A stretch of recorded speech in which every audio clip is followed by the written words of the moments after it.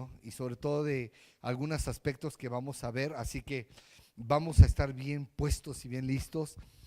Nosotros tenemos una visión que corre específicamente como Jesús lo hacía. Jesús hacía una labor muy especial, no solamente él llevaba un evangelismo, sino que también afirmaba el fruto de lo que evangelizaba. Entonces, si no hay una afirmación de lo que estás evangelizando, vas a tener puros hijos abortivos. Entonces, después llevaba un discipulado y luego los enviaba. Después de que los discipuló, los envió. Pero ese es el proceso. Son 4 aspectos que nosotros tenemos, que es evangelizar, afirmar, discipular y enviar. Estos 4 aspectos es el ministerio de Jesús, claramente, porque es lo que hacía él. Él evangelizaba, luego los afirmaba, y luego los discipulaba y luego los enviaba.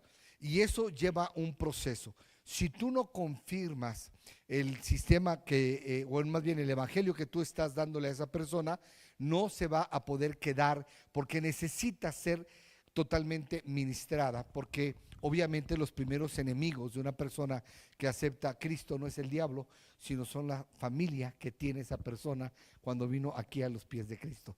Y son los primeritos que le empiezan a atacar, los primeritos que le dicen: ¿qué haces ahí? Aléjate de ese lugar, ya te van a lavar el coco. Y sí, se lo vamos a lavar porque lo trae bien cochambroso, ¿verdad? Y se lo vamos a dejar más limpio que nada. Pero es parte de esta visión. Pero hoy me voy a enfocar, ya que hay muchos maestros de niños y discipulados. ¿Cuántos son aquí? A ver, maestros de niños, de adolescentes, de jóvenes. Ok. Discipulados, ¿quién lleva discipulados? Muy bien, perfecto. Ok. Cuando la palabra de Dios habla de niños, no solamente se refiere a niños chiquitos también, sino a aquellos niños en la fe. El problema es que tenemos muchos niños en la fe que siguen siendo niños y no han madurado. ¿Sí? Es como el hijo que tienes en casa de 40 años y sale y te dice: mamá, quiero leche, ¿no? Entonces la única manera que lo que se case es ciérrale la puerta y sácalo afuera y vas a ver si no, ¿verdad? Es la única manera de madurar, pero tú mismo estás alimentando que él siga actuando como niño y no está madurando. Entonces hoy vamos a ver todo este aspecto, porque si usted está discipulando niños espirituales, pero también vamos a ver la parte de los niños de escuela de que nosotros tenemos en clase. No sé si aquí le llaman escuela dominical o no sé cómo le mencionan. ¿Iglesia qué? Iglesia de niños. Ok, entonces vamos a ver esto. El ministerio con niños es una labor, no es una labor menor. Dígale que está a tu lado: no es una labor menor. Quiero decirte que es la más importante de todas, porque es el futuro de nuestra congregación. Es el legado que vamos a dejar. Yo estoy aquí porque tuve buenos maestros de escuela dominical. Yo recuerdo bien que en la escuela, que cuando a mí me tocó ir a la clase de la escuela dominical, yo veía muchos niños formados. Y todos los niños emocionados, y los demás maestros que estaban alrededor entraban a su salón, pero había un salón en particular que estaba lleno, y ese que hacían cola para entrar, y la maestra en la puerta, y todos los niños así como queriéndose asomar al salón, ¿no? ¿Por qué? Y gracias a Dios me tocó en ese salón, porque yo tenía la edad para entrar en ese salón. Yo tenía 5 añitos, recuerdo. Yo estaba formado y veía a todos ahí formados, ¿verdad? Y decía: ¿por qué cuando entrabas al salón, aquel salón lo convertía en una selva y te hablaba de Adán y Eva? Y entonces yo entraba ahí, wow, y los pajaritos, y los colgaba la maestra y hacía, y increíble lo que hacía esta maestra. Claro, era la que más tenía allí en el salón. Claro. ¿Por qué? Porque le dedicó tiempo, porque le dio, hizo excelencia, fue más allá. Y ella estaba bien puesta. Y recuerdo una vez que mi mamá le dijo a otra maestra: bueno, ¿y por qué? Porque mi hermano, ¿verdad?, iba a los otros y dice: ¿por qué no ponen algo así como la más maestra? Ah, no, pues que ella gasta su dinero. Y ese es el tema, que a veces queremos que todo salga de aquí, cuando nosotros tenemos que también sembrar en el reino. Y yo soy el resultado de esos maestros que supieron sembrar, y que cuando yo venía el domingo, yo emocionado, porque el siguiente domingo la maestra cambiaba el salón, ya no era el jardín del Edén, ¿sí? Ya te cambiaba, te ponía el arca de Noé. Y luego te ponía, y entonces todos emocionados, todos estaban ahí esperando entrar para ver qué iban a encontrar en el salón. Pero la maestra bien puesta, y a todos sus hijos que tenía ella los puso a trabajar, y hasta los hermanos de la iglesia, y algunos le ayudaban y otros venían y ayudaban. Venían jóvenes y le ayudaban a pintar y a dibujar, y hacían algo increíble, de tal manera que era la maestra que más niños tenía. No era para provocar celos, pero ¿qué crees? Eso es una realidad. ¿A poco no? ¿Verdad? Y es una realidad. Le tenían celos porque la maestra hacía algo que los demás no hacían. ¿Qué es lo que tú estás haciendo? ¿Estás entreteniendo a un niño en clase o realmente lo estás educando en el reino de Dios? Entonces, la labor dentro de la congregación del Ministerio de Niños es una responsabilidad que debe de tener estrategias. Dile que está a tu lado, estrategias. ¿Por qué estrategias? Porque los valores y los principios y verdades se siembran en la infancia. Escucha esto: en la infancia solamente el niño va a tener principios, va a tener valores, y en ese momento se siembran. Ahí se están sembrando en su corazón. ¿Por qué? Porque esto puede determinar el rumbo espiritual de una vida de un niño. Lo puede llevar al éxito o lo puede llevar al fracaso. Y yo cuando estaba haciendo esta conferencia para venir con ustedes, me acordé de un canto que yo era chiquito, porque nos agarramos todos para entrar al salón. El tren del evangelio, tururú. ¿Sí se acuerdan de ese? ¿Verdad? Yo no canto, pero él sí canta. Ese mero. Y yo me acuerdo que me iba ahí con los niños ahí agarraditos de atrás, ¿no? Pero todos se emocionan y todos haciéndole así, ¿verdad? Porque querían ver qué es lo que había en el salón. No queríamos salir del salón. Pero ¿cuántos entran a tu salón y quieren salir corriendo? ¿No? Es en serio, ¿no? Nada más con verte la cara. Si tú estuviera aquí predicando, usted se ve la cara, usted mismo se va a desanimar para predicar o para enseñarle, porque usted es responsable de la cara que tiene. Porque mi Biblia dice que en la presencia de Dios hay plenitud de ¿qué? Y si usted no tiene el gozo en la cara, usted no está en la presencia de Dios. Usted está en la presencia del chanclas, ¿sí? Y de su prima hermana. No dije tu esposa, dije prima hermana. Proverbios 22:6, fíjate bien lo que dice. Dice: instruye al niño en su camino, y aun cuando fuere viejo, no se apartará de él. Y luego viene aquí, tercera de Juan. No ponen el cronómetro aquí, pero yo me lo pongo ahorita. No es que no lo vi ahora. Ya lo puse. Ay, acá abajo. Ok, perfecto. Dime que está aquí esta cosa. Tercera de Juan 1:4. Nada me produce más alegría que oír que mis hijos practican la verdad. Wow, nada me da más alegría que mis hijos practican la verdad. ¿Qué dice Jesucristo? Nosotros hablamos del carácter. ¿Y qué pasa? Tú quieres enseñar algo, pero tú lo tienes que vivir primero. Si tú no lo demuestras, si tú no lo vistes, si tú no lo vives, si tú no lo tienes dentro de ti, no puedes impactar a los demás, porque eso tiene que ver con el carácter. Tú no puedes dar algo que tú no tienes, que no te otorgas, que no te das a ti. Entonces dice aquí que Dios le da alegría oír que los hijos practican la verdad. ¿Qué tenemos que hacer? Practicar la verdad. Eso es lo que necesitamos hacer. El maestro de niños es, y te voy a decir 3 puntos: es un guardián, diga conmigo, guardián; es un sembrador y es un ejemplo. Eso es un maestro de niños. Debe de tener en su vida toda la capacidad de guardar. Es un guardián, tiene que ver las necesidades de los niños. Pero vamos a tener un problema muy grande.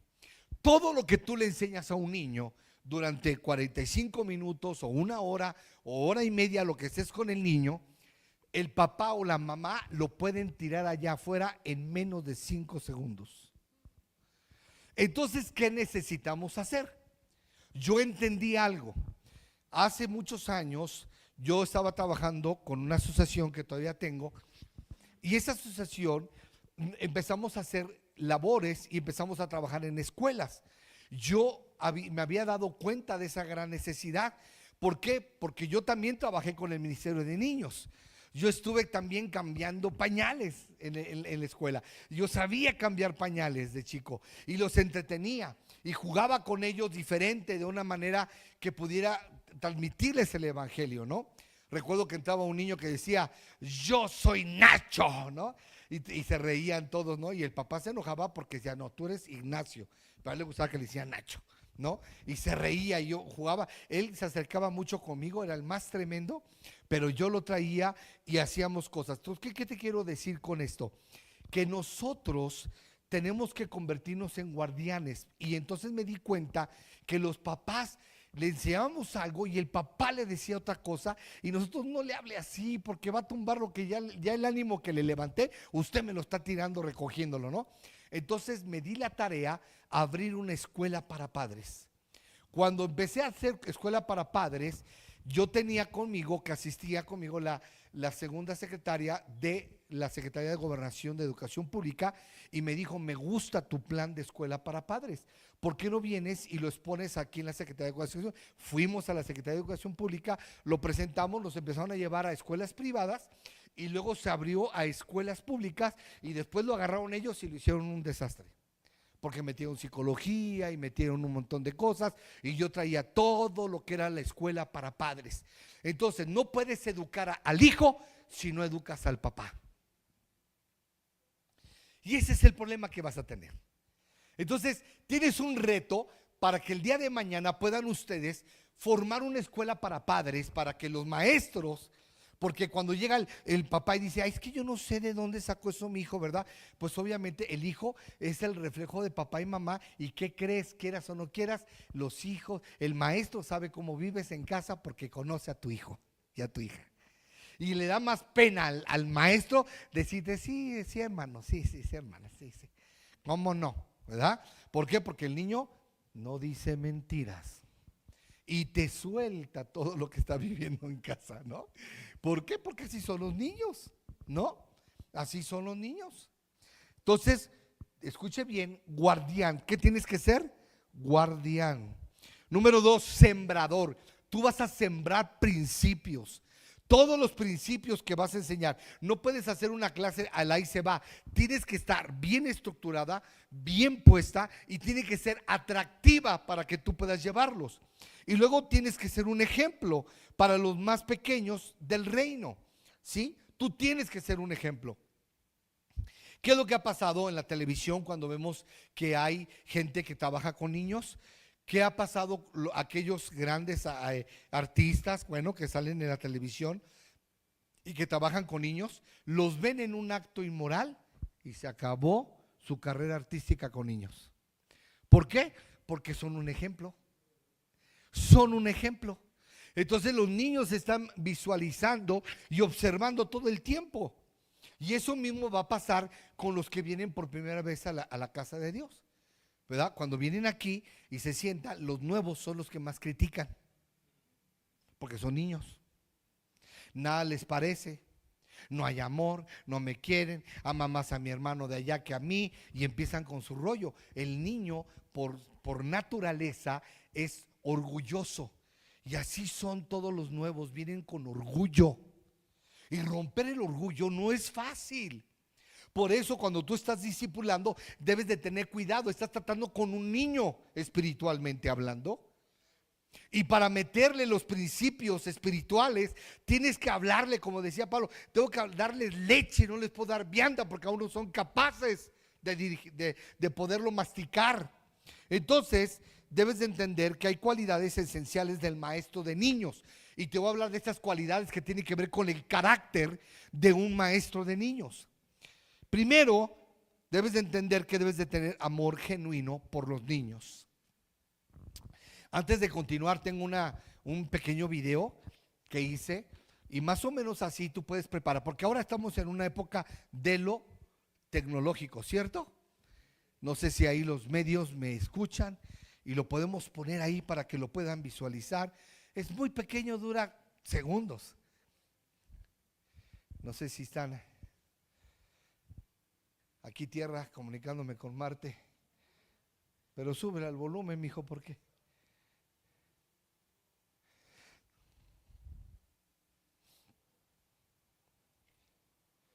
A ver si. Ok. Bueno, en lo que siguen ahí, amor genuino por los niños. Diga conmigo, amor genuino por los niños. Si tú no tienes amor por los niños, ni te metas. El que es capaz de poder enseñar una clase de niños y tenerlos atentos, es capaz para subirse y predicar en un púlpito. ¿Me explico? ¿Sí? Porque los niños son exageradamente perceptibles, pero también muy distraídos. Y aquí hay muchos distraídos. Con niños no menor dentro de la congregación, sino una responsabilidad estratégica. El uso de historias, dinámicas, recursos visuales y música para conectar. Tú pones algo así, o tú lo generas, ¿qué va a hacer? El niño lo va a ver y lo vas a entretener. Le puedes poner al inicio esto y generarlo, pero para ello tienes que pagar, ¿no? A alguien que sepa hacer esas cosas. Para presentar una clase, tienes que invertir. Estás invirtiendo en el reino de los cielos. Y cuando tú pones este tipo de cosas, los niños se están viendo y estás captando la atención de los niños, porque es algo diferente en clase. ¿Sí? Cuando tú pones algo así y les pones a los niños a que escuchen y vean, y tú puedes crear un superhéroe, ¿no? Y tú puedes crear superhéroes. Y yo recuerdo que yo creé muchos superhéroes para darle clase a los niños, ¿no? Y recuerdo que hablaba de eso. Entonces tú tienes que hacerlo. Yo había hecho, ¿verdad?, el superhéroe que es Jesucristo, le había puesto JC, ¿no? Y recuerdo que le ponía JC, el superhéroe, Jesucristo, ¿no? Y hablaba de él, y ellos empiezan a entender y empiezan a amar, y al rato les traía sus playeras y todos traían eso. ¿Y qué es eso? Jesucristo, mi superhéroe, ¿no? Y así evangelizaban los niños. Pero son ideas que tú puedes tener. ¿Por qué? Porque debes de tener paciencia y tolerancia. Dije conmigo, paciencia y tolerancia. Cada niño tiene su ritmo de aprendizaje, no todos los niños son iguales. Y también tienen una forma de expresión. Hay niños que se van a expresar muy bien, hay niños que no tienen filtros y te lo van a decir directo, hay niños de diferente manera, y eso es lo mismo con los que vienen por primera vez aquí a la congregación. Vienen también de diferente manera, aprenden, y de diferente manera expresan también ellos. Ya estoy cantando, santo, mira. ¿Ah? Número 3, creatividad pedagógica. Ok, ya me lo quitaron, gracias. Ya me sentía yo en el concierto. El uso de historias, el uso de dinámicas, el uso de recursos visuales y musicales para conectar. Recuerdo que mi madre me ponía en la mañana para levantarme temprano los domingos, que son los días que no quiere pararse uno. Me ponía uno Manuel Bonilla y sonaban los pajaritos, ¿no? ¿Y qué? Ay. Pero qué padre, yo escuchaba eso y ya sabía. Y eso, y como lo cantaba y ponía, ilustraba las canciones, tú te ibas, te imaginabas lo que estaba cantando y me gustaba, ¿no? Eso es trabajar con creatividad. El arte de la educación. Tienes que prepararte y tener un arte. Tiene que ser una clase con arte. ¿Cómo la presentas? ¿De qué manera la vas a presentar? Para que los niños puedas captar su atención. ¿Sí?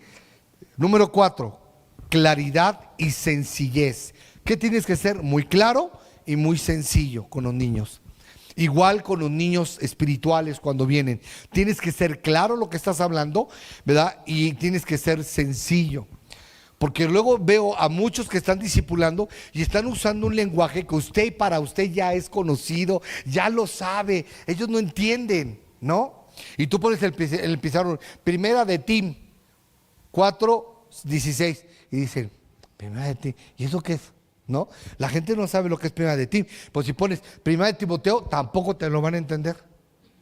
Tienes que decirle, a ver, abra la Biblia, hay un libro que dice primera de Timoteo, y viene primero y segundo de Timoteo, ¿no? Y ya les vas explicando, ya, y lo empiezan a leer. Pero si tú empiezas a hablar el lenguaje que tú estás acostumbrado, la gente que viene no te va a entender nada. ¿Por qué? Porque no sabe de lo que le estás hablando, ¿no? Y tú crees que te están entendiendo porque estás hablando la palabra de Dios. Pero la palabra de Dios requiere un tiempo para entender el lenguaje, las formas. Entonces tienes que ser más claro y tienes que ser más sencillo. ¿Ok? O sea, explicar verdades profundas en un lenguaje que los niños entiendan. ¿En qué lenguaje le vas a explicar a una persona que viene por primera vez a los pies de Cristo?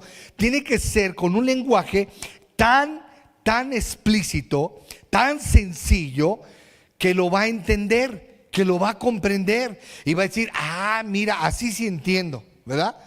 Pero cuando luego ahí se suben y predican, yo no entiendo ni papa. Entonces, ¿por qué? Porque están predicando cosas que a lo mejor el pastor ya trae aquí, y claro, trae un montón, ¿verdad? De espirituales, gordos espirituales, ¿verdad? Porque no dan lo que tienen, nomás los están engordando. Y entonces les tiene que dar, porque están hambrientos. Pero los nuevos, ¿qué? Ellos no entienden nada. Y si escuchan algo raro, se van a espantar. Porque el niño cuando entra a una clase, entra espantado, ¿sí? Y la gente nueva cuando viene aquí también entra con espanto. Y dice, ¿qué es esto? ¿De qué se trata? ¿No? ¿Está conmigo? Y luego si te ve la cara, no, pues ya estuvo. 5, ejemplo personal. Los niños aprenden más por lo que ven que por lo que oyen. ¿Sí? Una vez entré a una escuela que fuimos a dar este curso de escuela para padres, y decía ahí en la escuela un lema que me gustó mucho, y decía, el maestro enseña más con sus actitudes que 100 palabras que salgan de su boca. Y eso me gustó mucho, me lo grabé. Entonces realmente es lo que tú necesitas, cambiar tu actitud, porque tu actitud los niños la leen. Ellos saben cuando estás enojado, molesto, de ganas, o cuando estás ellos lo leen todo. Y también los nuevos espirituales, claro que sí, pues si no son tontos, te están viendo. 6, discernimiento espiritual. Percibir cuando un niño necesita consuelo, cuando necesita corrección o ministración especial, ¿verdad? Y no lo vas a, te arrepiento, niño, en el nombre. No, ¿qué pasó, verdad? No le vas a hacer eso. Al niño se le dice de una manera diferente. Al niño se le ministra liberación de una manera diferente, de una forma totalmente distinta. Hay una terapia que yo le llamo la terapia del abrazo, ¿sí? Entonces, esa terapia funciona muy bien. Entonces, si tú tienes ahí, ¿verdad? A un hombre y hay un niño, pues dile que lo abrace, ¿no? Y una niña, tú la abrazas. Y entonces la terapia del abrazo es importantísima, ¿no? Yo tengo toda una clase, más bien tengo un seminario del poder del abrazo, de los brazos de amor. Entonces ellos necesitan sentirse amados. ¿Está conmigo? Entonces usted tiene que entrar con su discernimiento activado. Ok, vamos a ver número 2, cuidado integral del niño en el ministerio. ¿Cómo es el cuidado integral del niño en el ministerio? Bueno, primero debe tener un cuidado físico. ¿Qué significa esto?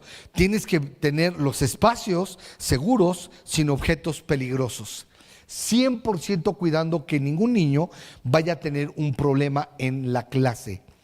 Si vas a comprar tijeras, yo sé que te gustan las picudas, cómprate las redondas, ¿sí? Y si son de plástico, mejor. Porque en 5 segundos te la arrebata un niño y no te imaginas lo que puede pasar, ¿sí? Me ha tocado problemas donde los niños han sido heridos en clase y no se imaginan el mega problema que se meten, ¿sí? Entonces hay que evitar ese tipo de problemas. Tiene que haber una supervisión constante en actividades y desplazamientos. Si te los vas a llevar, no sé, a una área o los vas a sacar del salón, todo eso debe tener mucho cuidado. Y al baño y todo eso, 10 minutos. No, hombre, tengo para predicar 20, así que aquí dice que llevo 20, ¿eh? Ok, sí, me dejaron tarde, así que yo entro tarde. Cuidado emocional, diga conmigo, cuidado emocional. Pero ¿cómo vamos a tener cuidado emocional si tú llegas todo, ¿verdad?, desgreñada emocionalmente? ¿Cómo? ¿No? Y luego te pones a toda la música, todo lo que da en el carro, ¿no? Ahí cansado del camino, ¿no? Con tu chela cristiana. No, ¿qué pasó? O sea, ¿qué onda? ¿Dónde sacó eso? ¿No? O sea, perdóname. No. Tienes que tener un cuidado emocional. Tienes que estar preparado emocionalmente. Yo recuerdo que una vez yo llegué con una maestra y le dije: si usted no está preparada emocionalmente, regrésese a su casa, pero no venga aquí a contaminar a los niños. ¿Sí me explicó? ¿Por qué? Porque los niños necesitan a alguien que tenga cuidado emocional. Significa que esa maestra o ese maestro ya se debió de ver cuidado emocionalmente. Y si tiene un problema emocional, más vale que venga y le diga al pastor: busque una maestra que me supla, porque ahorita emocionalmente los voy a ahorcar a todos. ¿Sí? Y de volada que el pastor: sí, ahorita metemos una, ¿verdad?, corriendo. ¿Por qué? Porque en vez de enseñarle, los vas a lastimar. ¿Sí? Entonces debe de haber un ambiente de respeto. Jamás ponerle apodos a los niños, por favor. Evítate estarle poniendo apodos a los niños. Te vas a meter en un problema, porque eso está denigrando su estado emocional del niño. ¿Sí? Entonces, donde se escuche y valore el niño, es donde tienes que hacer que el niño sepa que puede ser escuchado y entendido. Nunca se te vaya a ocurrir ridiculizar o avergonzar a un niño en clase. Jamás lo hagas, por más que te caiga gordo. ¿Sí me explico? Ok, cuidado espiritual. Orar por los niños antes, durante y después. Porque el niño necesita antes, durante y después. Porque si no lo haces, ¿verdad?, te va a agarrar el chanclas. Entonces, enseñar con unción, no con técnicas, sino que sean técnicas con unción. ¿Me explico? La técnica va a ser una herramienta. El poder del aprendizaje es la unción. Sí hay técnicas, pero tienes que tener unción. Y tiene que haber cuidado relacional. ¿Qué es el cuidado relacional? Mantener buena comunicación con los padres.